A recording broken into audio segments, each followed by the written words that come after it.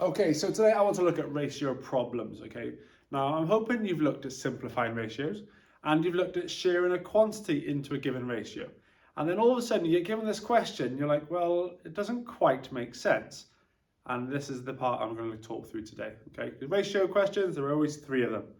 Simplifying, sharing in a quantity into a given ratio, and these here, okay? So this is the one that people seem to get stuck on. So that common ratio question that you've seen hundreds of times, hopefully, share 280 into 4 to 3. So then the pattern you guys are used to following, you add the ratio first, quantity divided by the total parts to have 40, and then you times both of these by 40 to have 160 and 120, and then to check, you add them together to see if it's 280, and you can see it obviously is. Those questions are easy peasy. You can follow that sequence of events every single time. However, when you get to the end of your worksheet or at Gcse level, you get questions like this. So we've got examples here, making squash. Okay, now I've picked this example because I'm sure you can all visualize and picture yourselves making squash by putting the cordial in and then obviously topping it with water, etc. So the cordial to water ratio is 1 to 4. Okay, so 1 part cordial, 4 parts water. Okay, to make a decent glass of squash. I have unlimited water, but only 100 milliliters of cordial. How much squash can I make using this ratio? Okay, so let's picture yourself now in a GCSE exam.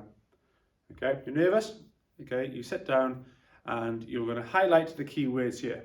Words you're going to highlight, if I can get a highlighter here, the first thing you're going to do is highlight ratio.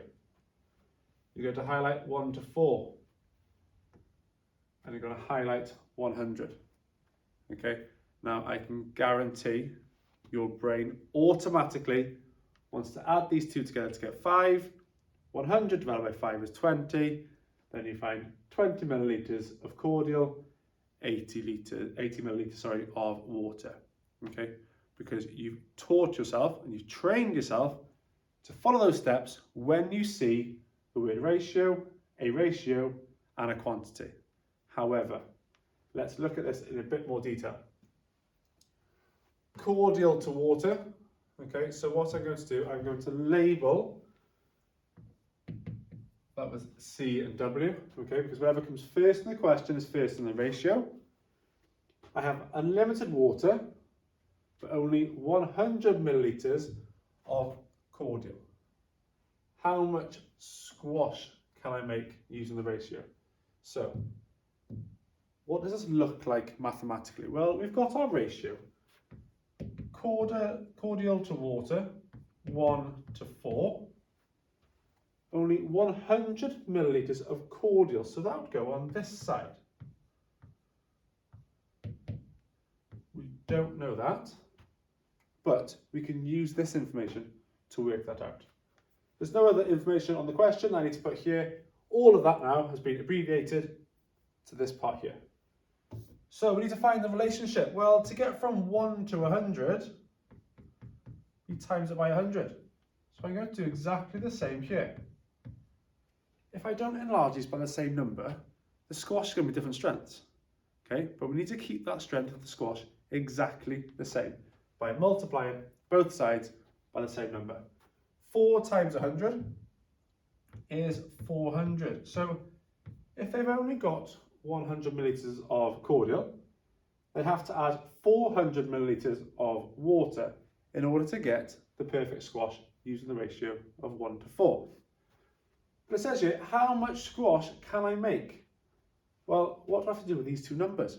If that's the amount of cordial, that's the amount of water, then for squash, I have to add these together. So I've got 100 and 400 is obviously 500 milliliters. That's what we're dealing with, of squash. So be careful of what the worksheet or the examiner is asking for when it comes to ratios. How about then, another common question is making concrete in the ratio of 1 to 4 to 8. To make concrete, you need cement, sand, and aggregates. Okay, in the ratio 1, 4, 8. 1 to 4 to 8. In that order. So the 1 is the cement, 1 part cement, 4 parts sand, and then 8 parts aggregate. It's got to be in that order. I have unlimited sand and aggregate, but I only have 50 kilograms of cement. How much concrete can I make? So, highlighter. We've got cement, sand, aggregates, the ratio of 1 to 4 to 8.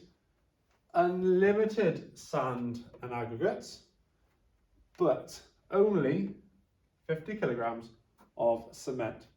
How much concrete can I make? So let's have a look at that ratio again then. Concrete ratio 1 to 4 to 8. Only 50 kilograms of cement. Now we said the cement is the one here, so I'm going to change that to 50. These parts we don't know yet, but because we knew the original ratio was 1 and we've only got 50 kilograms now, we can find the relationship, which is this part here. What have we multiplied 1 by to get to 50? Well, we've multiplied it by 50. Do exactly the same with all of the numbers. Remember, you have to multiply it by the same number. Well, 4 50s are 200. 5 50s are 400. So in order to make the concrete, 50 kilograms of cement, 200 kilograms of sand, 400 kilograms of aggregate. Obviously, if we're going to mix all of this together, then how much concrete can we make? Add them all together. You can see we have 400, 600, 650 kilograms of concrete. Okay, my biggest tip I can give with these, always rewrite the ratio. Fill in the bits that the question gives. Okay, so we write the ratio.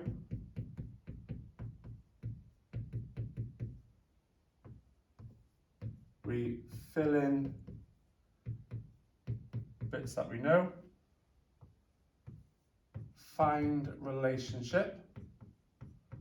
That's the part here done in red pen.